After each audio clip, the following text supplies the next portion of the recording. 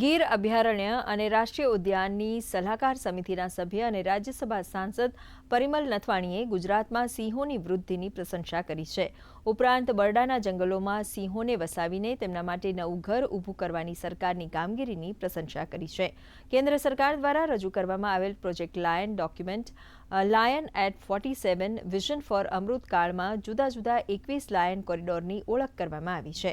તેમણે જણાવ્યું કે હવે અમરેલી, જાફરાબાદ, દીવ અને પીપાવાવ પોર્ટ સુધી સિંહ પહોંચ્યા છે. પછી આપણને લાગતું હતું કે વિસાવદર જ છે, પણ હવે જ્યારે ખબર પડી તો હું પોતે પણ બધી જગ્યાએ જઈ હું વિસાવદરમાં અને ન જોયેલા એનિમલો આપણે જોયા છે. એટલે સૌથી વધુ મને આનંદ થયો. જંગલમાં સિંહ રહે છે એવું નથી, એ દરિયાઈ વિસ્તાર પણ એને કેપ્ચર કર્યો છે. એટલે આપણા માટે બહુ ગૌરવની વાત છે. અને આજે જે છે જે 891 જે લાયનની વસ્તી ગણતરી ડિક્લેર કરી છે મુખ્યમંત્રી શ્રી ભૂપેન્દ્રભાઈ પટેલે, એ આપણા સૌને માટે ગૌરવની વાત છે.